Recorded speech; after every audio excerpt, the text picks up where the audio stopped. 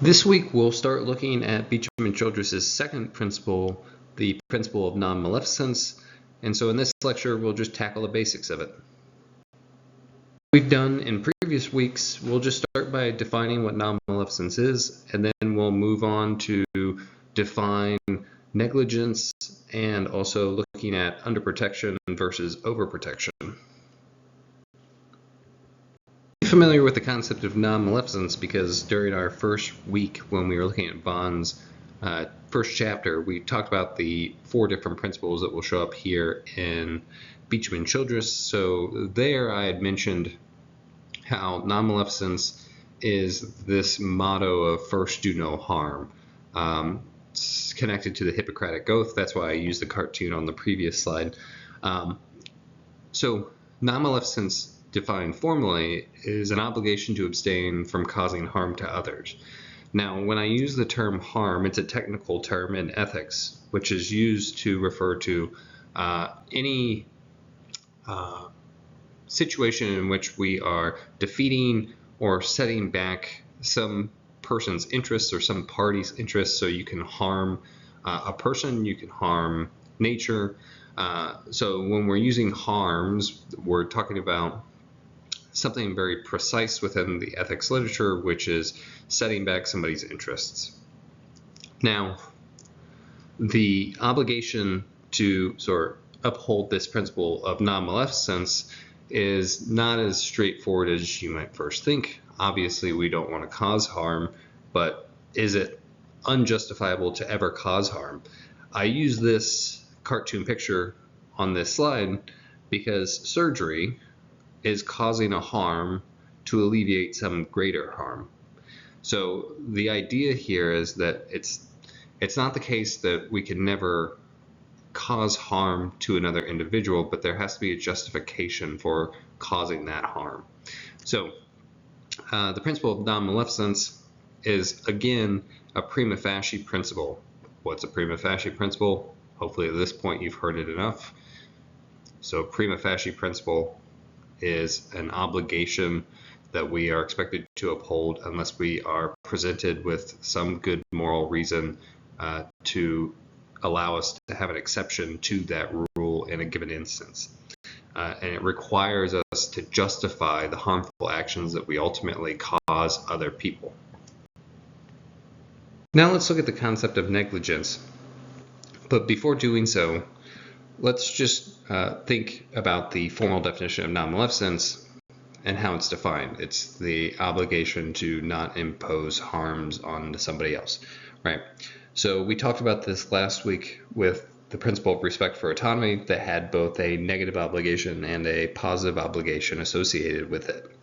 If you remember, a negative obligation is one in which you are required to not do something. In the case of non-maleficence, it's a negative obligation to not inflict harms. We'll see with beneficence, that is a responsibility to enact certain practices to try to derive specific intentional outcomes or something to that nature. So negligence also has another side, misspoke there. The principle of non-maleficence has another side. It's not just making sure you're not inflicting harms. There's also a sense in which harms can be indirectly imposed on a patient or another person. And this happens, say, with washing your hands after going to the bathroom. So in a hospital setting, since you have a number of patients who are already sick, or you might have patients who are immunocompromised, there's this responsibility that you wash your hands before you return to work.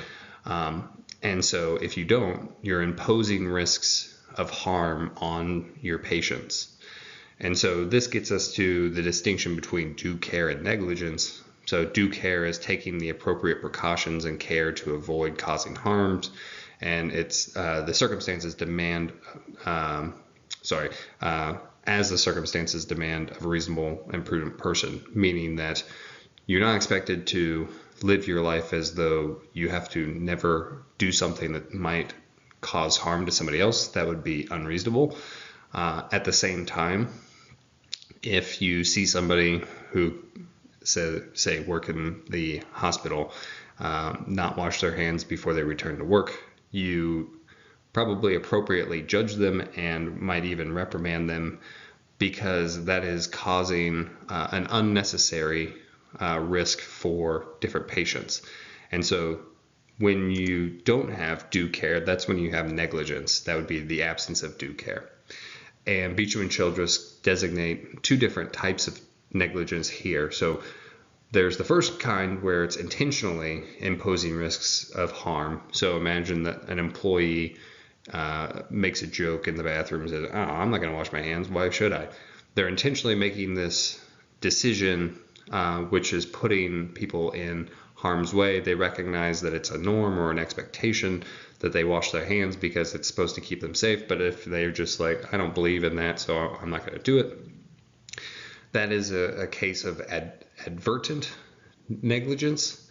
But there are also cases in which, hopefully most cases are, unintentionally imposing unnecessary risks of harm, such as, imagine if a family member is bringing in some flowers or something from the outside to cheer up one of their sick relatives, and bringing in those flowers would ultimately introduce some sort of contaminant, and in that way the person who is bringing in those flowers didn't really necessarily mean to expose their family member to the contaminant. They just had the intention of cheering them up. And so this would be a case of inadvertent negligence.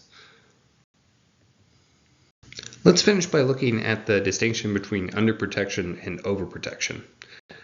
So underprotection, overprotection typically relate to issues within research.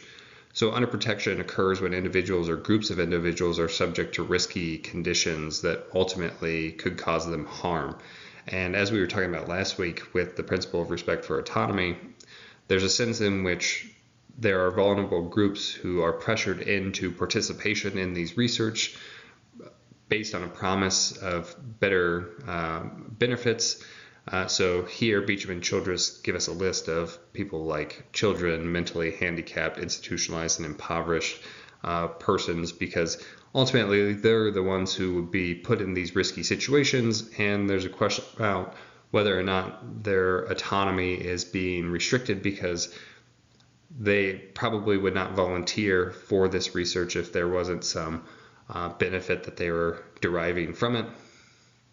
And so underprotection has been sort of at the forefront of this conversation for a long time, as Beecham and Childress note. They say for over 4 decades, the predominant concern has been that we underprotect human subjects, especially vulnerable groups. But less has been said about overprotection.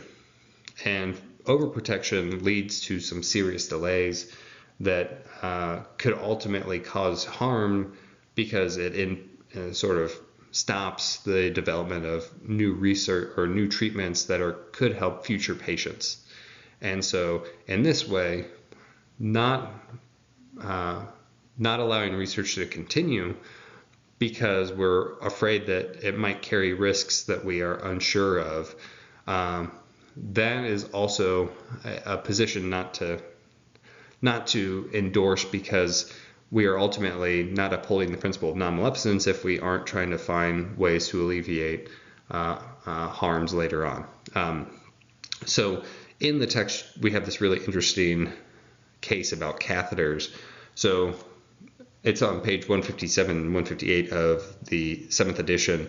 Might be on a different page if you have a different edition. But it starts with recent problems of overprotection, that section.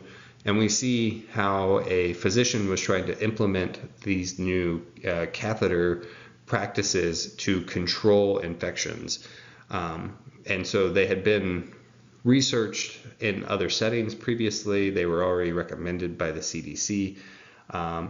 And ultimately, the federal regulator stepped in from the Office for Human Research Protections, because they wanted to make sure that these patients weren't being subject to risky conditions.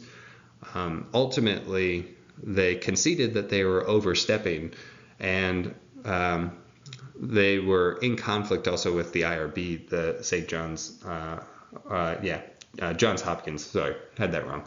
The Johns Hopkins Institutional Review Board. So Just a real quick note, an IRB is an institutional review board. That's the group in which you have to present what your research is going to be about, what the risks are, and that is supposed to be a sort of an ethical evaluation of the research before it gets carried out, because we want to make sure that we're not putting patients in a risky situation. This is a medical meme that I found online, right? The skeleton saying waiting for IRB approval. Usually they can be slow because, again, we don't want to put patients in a risky situation. But back to the case, the physician was just implementing these measures that had already been shown to be successful. They weren't introducing any new type of treatments that carried any unnecessary risks. And this is just a good example in which shows how research involving human subjects is not systematically clear, insofar as that different regulators can step in and ultimately halt the process and lead to this overprotection, which would cause harm. I just want to stress before moving on to our summary that I'm not trying to say that regulation is always bad or anything like that, so please don't take that away from this lecture. The idea here, though, is being too cautious versus being not cautious enough, and our job as ethicists is to critically reflect on what our responsibilities are as a healthcare provider. And there's a real sense in which you can't just keep navigating through this field thinking that you're never going to cause harm to somebody, or that it's you should always avoid risk at every cost. Patients will be depending on you, and you have a responsibility to them. And so it's important to recognize that it's not about deregulation or more regulation. It's more of a question of, are you meeting the needs of the patient, and are you critically thinking about what your responsibilities are with the specific patients themselves. Let's review. So this lecture was just covering the basics of the principle of non-maleficence. So non-maleficence is this negative obligation to abstain from causing harm to others. We're also expected to reduce the risks that we impose on others, those risks of harm.